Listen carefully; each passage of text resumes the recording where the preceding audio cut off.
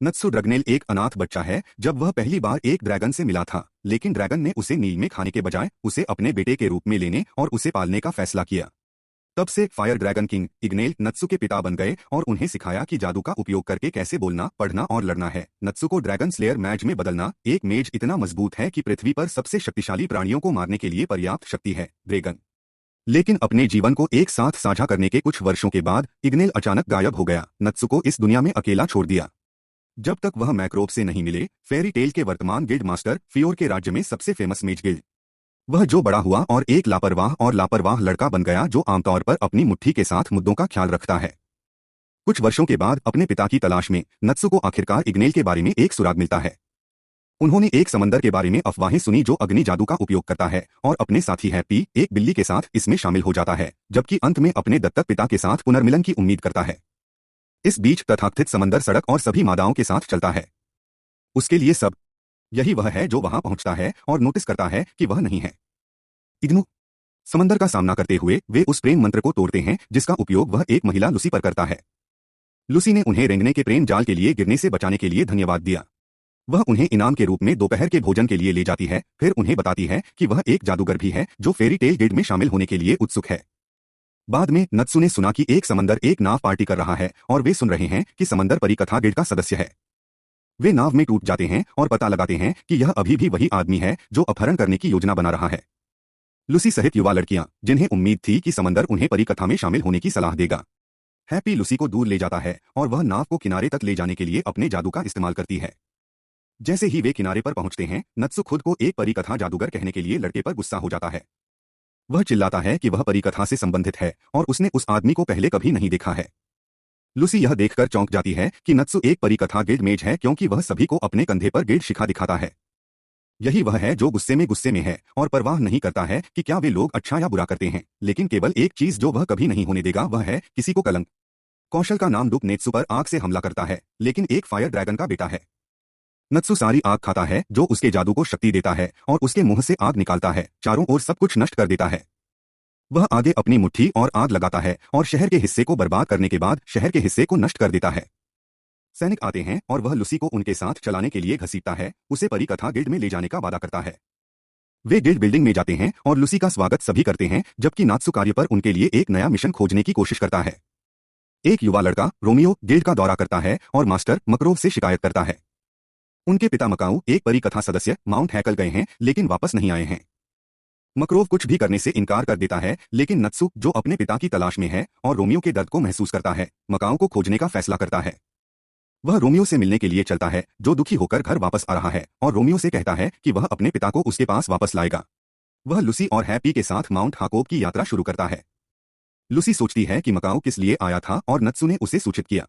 वे एक वल्कन राक्षस से लड़ने आए थे। यह वही राक्षस प्रकट होता है और लूसी का अपहरण करता है। नत्सु राक्षस से लड़ने के लिए जाता है, लेकिन एक बर्फ की गुफा के अंदर चट्टान से फेंक दिया जाता है। लूसी खुद का बचाव करने की कोशिश करती है, लेकिन नत्सु अचानक कूद जाता है और अपनी आकाशीय आत्मा जादू को मारता है। मात्सु तब राक्षस के साथ अपनी लड़ाई शुरू करता है, उसे बताता है कि कोई भी अपने गिल्ड सदस्य के साथ खिलवाड़ नहीं करता है। वह अपनी आग का आह्वान करता है और राक्षस को घूंसा मारता है, उसे बताता है कि वह पहाड़ नहीं छोड़ रहा है।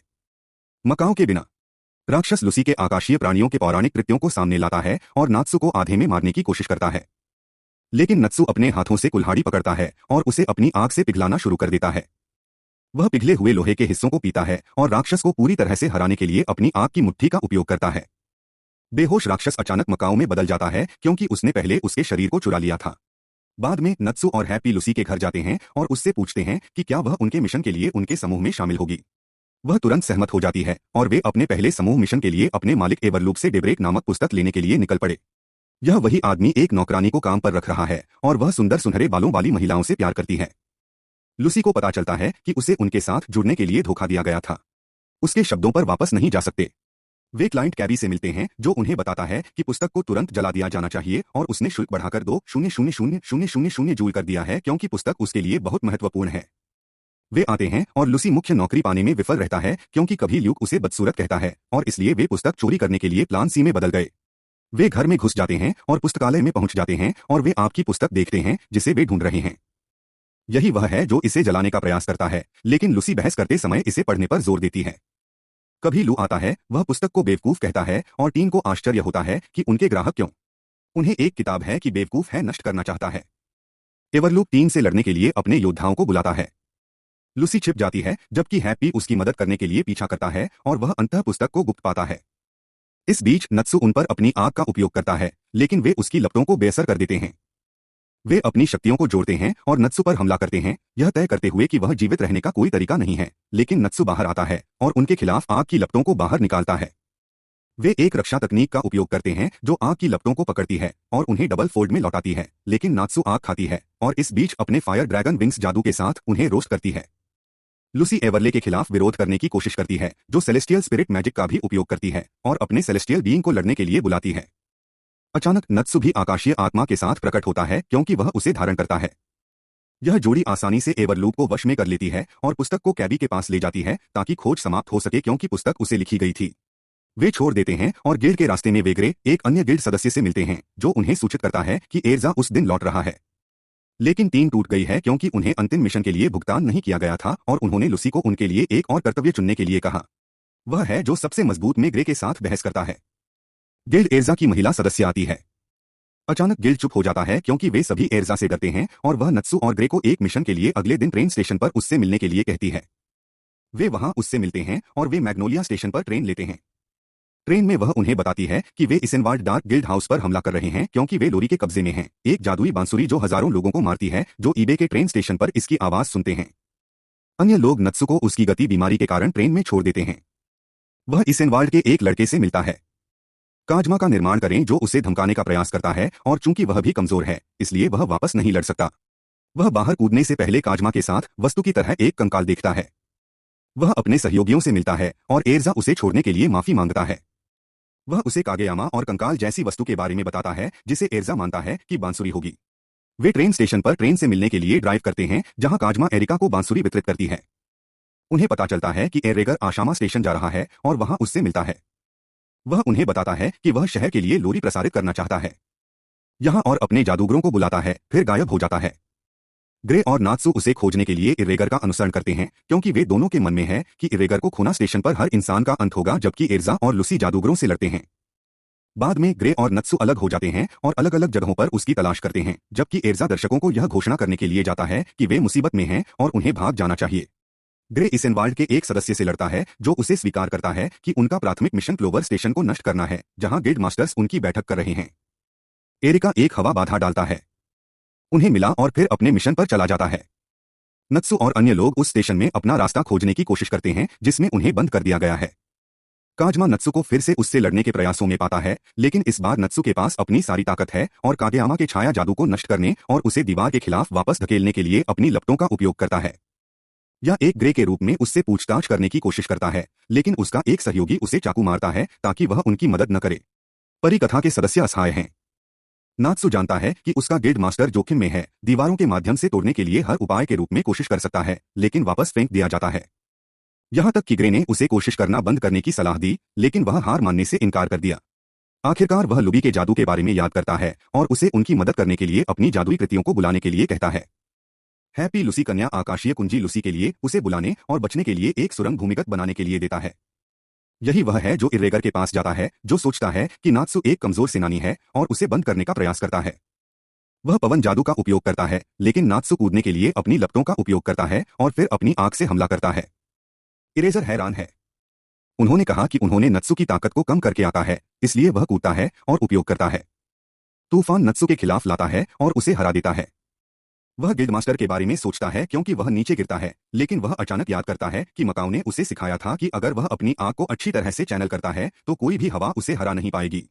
वह अपने अग्नि गुणों को ट्रेन की पगडंडी पर चढ़ने का निर्देश देता है। इरेगर हैरान है क्योंकि उसे लगता है कि यह असंभव है। नात्सु इरेगर पर भारी आग लगाता है, लेकिन वह इसे रोक देता है।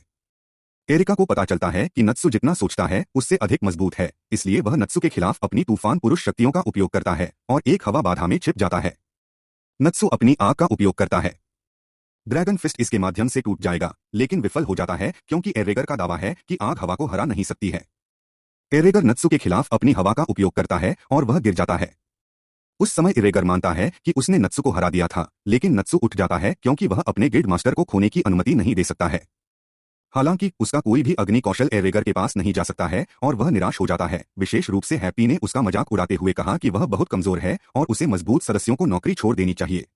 वे शब्द नत्सु को क्रोधित करते हैं, जिससे वह अपनी आग को तेज कर देता है और फिर वह अंत में इरेगर को पूरी तरह से हरा देता है। संचालित मुट्ठी उसके साथी पिंजरे के साथ आते हैं और वे उसकी कड़ी मेहनत की सराहना करते हैं। जैसे ही वे अपना अगला कदम तय करने के लिए खड़े होते हैं, केज लोरी लेता है और भाग जाता है। केज यह निर्धारित करने के लिए निर्धारित करता है कि उसके मालिक ने क्या शुरू किया है और तिप्तिया घास पर जाता है, जहां वह मकरोव से मिलता है। टीम क्लोवर के लिए अपना रास्ता ढूंढती है और अंततः केज तक पहुंच जाती है, लेकिन मकरोव ने केज को लोरी छोड़ने के लिए मना लिया है। अचानक लोरी चालू हो जाती है और मैक अरोव उन्हें बताता है कि लोरी ज़रीफ नामक एक अंधेरे जादूगर द्वारा बनाई गई एक निषिद्ध जादू है। ज़रीफ द्वारा बनाया गया एक दानव बांसुरी से निकलता है और अपनी आवाज से लोगों को आतंकित करना शुरू कर देता है, या जैसा कि यह बताता है कि नत्सु और ग्रे ने दानव से संपर्क किया जो एक चिड़चिड़ी तेज आवाज के साथ शुरू होता है, या जैसा कि वह लड़ने के लिए अपने नाइट कौशल का उपयोग करता है जबकि ग्रे अपने आइस लांस का उपयोग करता है, और नत्सु दानव विद्रोह करता रहता है और हमेशा की तरह इलाके में विस्फोट करना शुरू कर देता है। नत्सु ने आग निगल ली। वह दानव पर चढ़ता है, एर्जा फिर से हमला करता है और ग्रे बर्फ के जादू का उपयोग करता है, इससे पहले कि नत्सु अपने हाथों की लपटों का उपयोग फायर ड्रैगन बनाने के लिए करता है। दानव को हराने के लिए शानदार लपटें। क्या हर कोई इस जीत को खुश करता है? बांसुरी अपने आप फट जाती है। वे गिल्ड और नात्सु में लौटते हैं, यह दिखाने के लिए दृढ़ हैं कि वह एर्जा से सबसे मजबूत है, उनके द्वंद्व की योजना बनाता है। जैसे ही वे लड़ते हैं, गिल्ड काउंसिल के सदस्य गिरफ्तारी के लिए आते हैं या संपत्ति के विनाश के लिए आते हैं। अपनी अंतिम लड़ाई के दौरान उनके मालिक को पता है कि नत्सु एर्जा को बचाने का प्रयास कर सकता है, इसलिए वह नत्सु को एक पिंजरे में कैद कर लेता है। उन्होंने अंततः महसूस किया कि कैद किया गया व्यक्ति मकाऊ है जो ऐसा करना स्वीकार करता है, इसलिए वह अपनी जान बचाने के लिए नत्सु को चुकाएगा।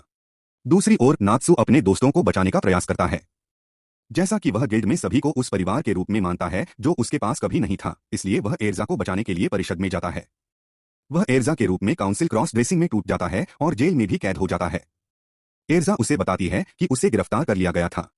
परिषद की श्रेष्ठता दिखाने के लिए उन्हें यह प्रदर्शित करने की आवश्यकता है कि उनके पास जादू की दुनिया में व्यवस्था बनाए रखने की क्षमता है। इसके अलावा वे उसे छोड़ देंगे, लेकिन उसने उसकी योजनाओं को खराब कर दिया। अगले दिन वे दोनों रिहा हो गए। जैसे ही वे लौटते हैं, नत्सु ने एर्जा को यह बताने के बावजूद लड़ाई जारी रखने पर जोर दिया कि वह थक गई है। वह लड़ने के लिए दौड़ता है और वह उसे एक पंच के साथ खत्म करती है। वह एक और सबसे मजबूत सदस्य लैक्सस से लड़ने का प्रयास करता है, जो उसे ऊपर आने के लिए कहता है, लेकिन वह स्तर 2 तक नहीं पहुंच सकता क्योंकि वह अपनी ताकत और कौशल की पुष्टि करने के लिए योग्य नहीं है। वह 2 मंजिल से एक स्तर 2 कार्य चोरी करने के लिए खुश भेजता है। वे लुसी से मिलने जाते हैं और उसे गैलिना के शापित द्वीप को बचाने के लिए उनसे जुड़ने के लिए कहते हैं, लेकिन वह उसे याद दिलाती है कि वे अभी तक उस स्तर पर नहीं हैं और उसे कोई दिलचस्पी नहीं है। वे उसे घर छोड़ देते हैं और उड़ता छोड़ देते हैं। उसे पता चलता है कि कार्य के लिए इनाम एक खगोलीय आत्मा कुंजी है, जिसे वह पागलपन से करती है। इसलिए वह उन्हें अपने नए साहसिक कार्य में शामिल होने का फैसला करती है। यह अगला वीडियो देखें। अगले एक पर मिलते हैं।